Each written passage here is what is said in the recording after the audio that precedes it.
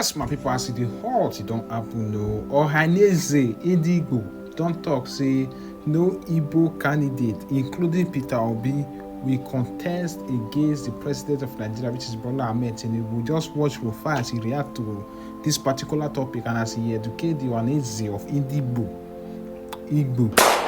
One only support for themselves. Okay, please hit black button and share and drop a thought in the comment section. So that I don't forget, because we have about 6 stories. But let me first start with Ohaneze and Igbo. Please, any Igbo man that wants to run for presidency, go ahead and run. Do not listen to Ohaneze and Igbo.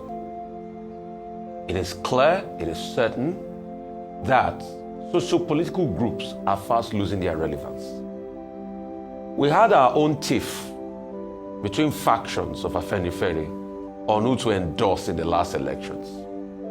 Till today, that tiff is still on, although some of them say they are trying to reconcile.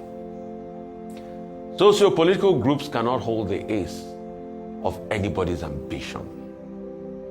The analogy that the surest path to presidency will be waiting till 2035 is their own agenda. And you have seen clearly, they put somebody, mention the name in their own agenda, which is Umahi. So that's the Ohaneze and Igbo's Umahi's agenda.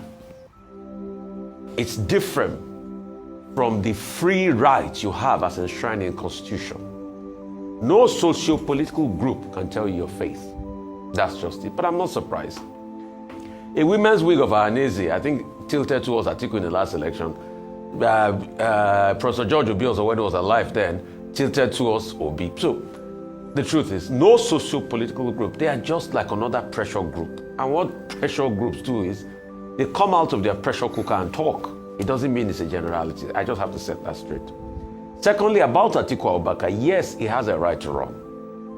Everybody will compete effectively in the field and we'll see who will emerge. Because there have been indications that he will not run, he should not run. I'm not going to stop anybody's right to run. But I'm also going to say some things this morning. Number one, we have to say it the way it is. If you have candidates in this coalition that can't come together because of their ambition, definitely it will fracture the coalition in such a way that it will make it an easier ticket for President Tinubu. So while all of them are jostling to have capacity, in the emergence of a particular candidate, it is in their best interest that they work together. If they don't work together, they make it easier. And that's just it. It shows from history, it's better to have a coalition of forces to fight against an incumbent. It's not today we've been doing it. In 1999, we did the same. Olufalaye and Marsh in Kafi, NPP, and the Alliance for Democracy had to come together to fight the march of Olusegun Obasanjo. The APC also reprised that with the coalition of APGA and other political parties and even some people out of the PDP coming together to be able to fight incumbent President Goodluck Jonathan then in 2015. It's better off that way because you have a better footing and you have a coalition of forces to pretty much do that. But in the case where there's an emergence of a candidate from the coalition and there's a division, it makes it easier for President Tinubu. And trust me, President Tinubu will not sit down and allow you come together. He doesn't even want it in the first place because he's a politician and he also wants to win. That's just my bit about that. The other point this morning will be that of the NBA conference. And it's apt. In fact, kudos to the NBA. Because the NBA conference holding in Enugu is an act of defiance in itself. We all know the story. They left Rivers, that was supposed to be the initial host, because of the state of emergency declared, which they have strong objections to. But the sad reality is that till date, that case have not been heard by the Supreme Court. Are we waiting till the end of the expiration of state of emergency before we now hear the case and say it's been overtaken by events? Because you see, if we don't hear the case, when we ask the questions of what happened to democracy in Nigeria, we will mention the courts. And I want those conversations about the state of emergency to also be brought up at this NBA conference. And why is the Supreme Court finding it difficult to be able to hear cases, especially when they are time-bound like that? When you see other in this same Rivers case, there were other judgments that were speedily dispensed by the court, especially the local government issue, if you remember. Yeah. And as of today, the bone of contention by a lot of people leading up to this local government election on the 30th of August is the same 90 days clause at which those associated to Wike went to court last year.